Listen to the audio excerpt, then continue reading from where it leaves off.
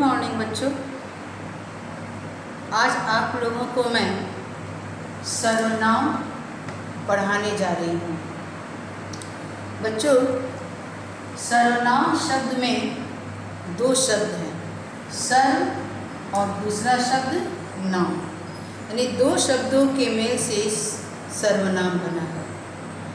तो सर्वनाम है ये किसी भी माने की भाषा में ये जो हम लिखते हैं या बोलते हैं तो संज्ञा की पुनरावृत्ति से बचने के लिए सर्वनाम शब्दों का प्रयोग किया जाता है।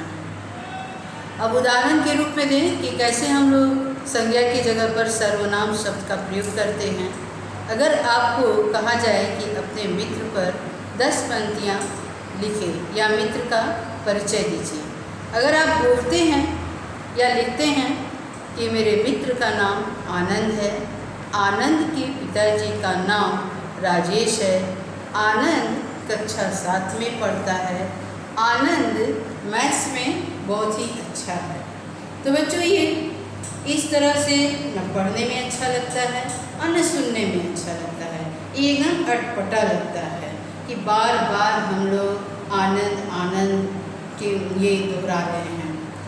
तो बच्चों, अगर हम इसको इस तरह से बोलें कि मेरे मित्र का नाम आनंद है, उसके पिताजी का नाम राजेश है, वह कक्षा 7 में पढ़ता है और उसका मैथ्स बहुत अच्छा है।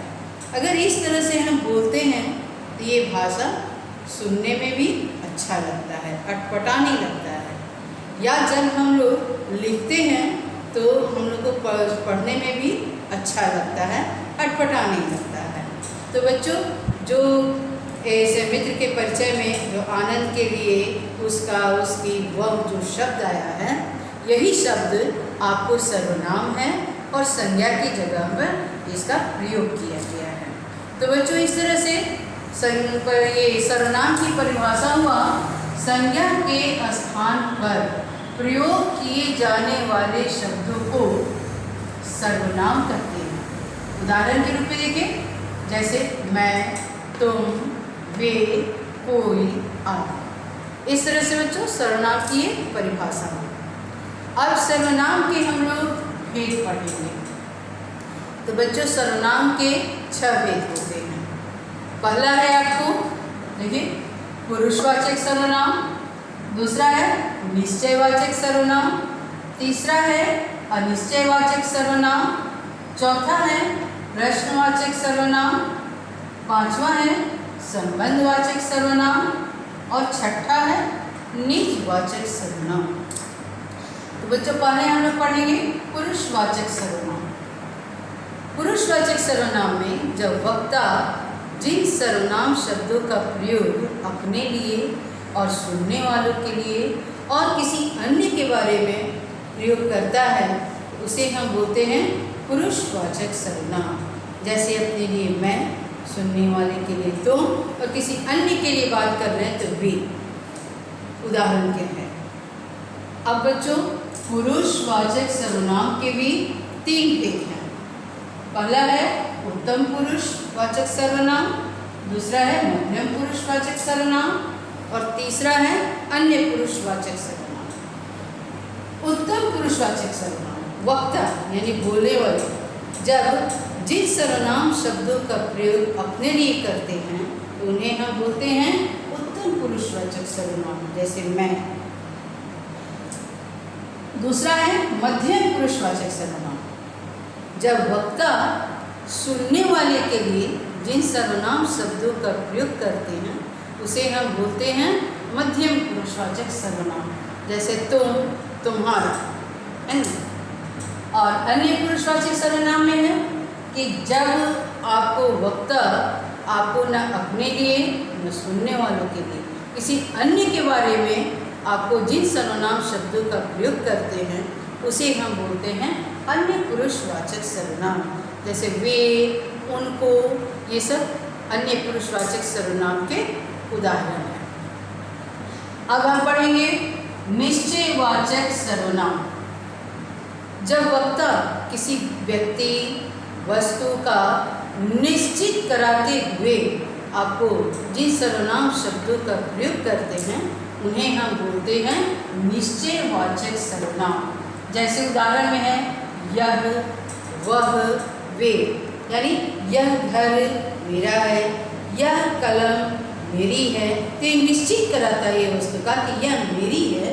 तो इसीलिए यहाँ पर इस सर्वनाम यह जो है आपको निश्चयवाचक सर्वनाम कहलाया। और तीसरा है अनिश्चयवाचक सर्वनाम।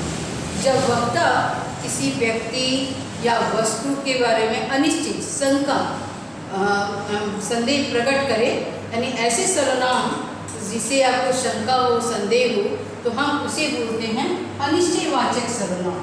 जैसे दाल में कुछ बड़ा है, नीचे कुछ गिरा है, ये पता नहीं कि क्या है, इसमें संदेह है, या कुछ गिरा है आपको। तो यहाँ पर ये कुछ जो हुआ आपको, ये सर्वनाम अनिश्चयवाचक सर्वनाम कहलाएगा।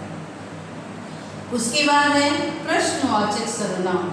जब वक्ता किसी व्यक्ति वस्तु से प्रश्न करता है आपको, उसे हम बोलते हैं प्रश्नवाचक सर्वनाम। जैसे कोई आया है, कौन है, अगर हम ये प्रश्न करते हैं तो ये सर्वनाम शब्द कौन, कोई आपको प्रश्नवाचक सर्वनाम कहलाएगा। उसके बाद पांचवा है बच्चों संबंधवाचक सर्वनाम। इसको देखिए, वाक्य में जब एक सर्वनाम आपको दूसरे वाक्य के सर्वनाम से अगर संबंध स्थापित करता है तो वैसे सर्वनाम को हम बोलते हैं संबंधवाचक सर्वनाम।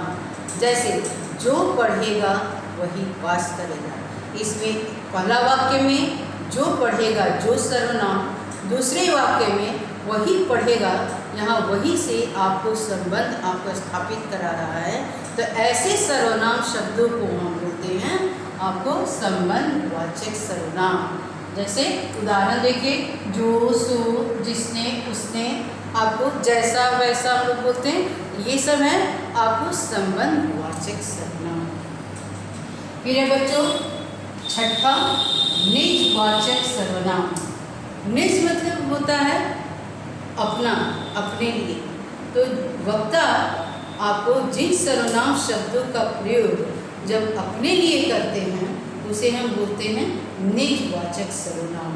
जैसे उदाहरण में मैं खुद काम कर लूँगी, मैं स्वयं चली जाऊँगी। तो यहाँ क्या हुआ, खुद, स्वयं, आपको वक्ता अगर अपने लिए प्रयोग करते हैं तो ऐसे सर्वनाम को हम बोलते हैं निजवाचक सर्वनाम। तो बच्चों ये हुआ सर्वनाम। चलिए एक बार हम लोग थोड़ा दोहरा लेते हैं कि हम लोगों ने क्या पढ़ा। तो हम लोगों ने ये पढ़ा कि सर्वनाम संज्ञा के स्थान पर प्रयोग किए जाने वाले शब्दों को हम लोग सर्वनाम कहते हैं। सर्वनाम के भेद 6 होते हैं: पुरुषवाचक सर्वनाम, निश्चयवाचक सर्वनाम, अनिश्चयवाचक सर्वनाम, प्रश्नवाचक सर्वनाम, संबंधवाचक सर्वनाम और निजवाचक सर्वनाम। इसमें हम लोगों ने ये पढ़ा कि पुरुषवाचक सर्वनाम के 3 भेद होते हैं: उत्तम पुरुष, मध्यम पुरुष और अन्य पुरुष। ठीक है। आपको निश्चयवाचक सर्वनाम हम लोग पढ़े कि जिन वस्तुओं का निश्चय कराते हैं, जिन सर्वनाम शब्दों को उसको निश्चयवाचक कहते हैं। फिर आपको अनिश्चयवाचक सर्वनाम में हमने पढ़ा कि जिन वस्तु या व्यक्ति के बारे में आपको निश्चित नहीं कराता है, बोध नहीं कराता है, वैसे सर्वनाम को हम लोग बोलते हैं अनिश्चयवाचक सर्वनाम। प्रश्नवाचक सर्वनाम में हम लोग पढ़ते हैं कि वक्ता जब किसी व्यक्ति वस्तु का प्रश्न करता है तो उसे हम लोग प्रश्नवाचक बोलते हैं। फिर संबंधवाचक में पढ़े हम लोग कि वाक्य में जो सर्वनाम दूसरे वाक्य से आपको संबंध बताता है, आपको उसे हम बोलते हैं संबंधवाचक सर्वनाम। फिर है निजवाचक सर्वनाम, यानी वक्ता जिस सर्वनाम का शब्दों का प्रयोग अपने लिए करते हैं उसे हम बोलते हैं निजवाचक सर्वनाम। तो ठीक है बच्चों, आज ये सर्वनाम हो गया। आप लोग अपने कॉपी में, हिंदी कॉपी में आप सर्वनाम से संबंधित कुछ क्वेश्चन का आंसर लिखेंगे। जैसे सर्वनाम किसे कहते हैं, सर्वनाम के कितने भेद हैं, सभी सर्वनाम के भेदों के परिभाषा सहित उस उदाहरण दे करके आपको कॉपी में लिखेंगे। ठीक है। Okay, bye.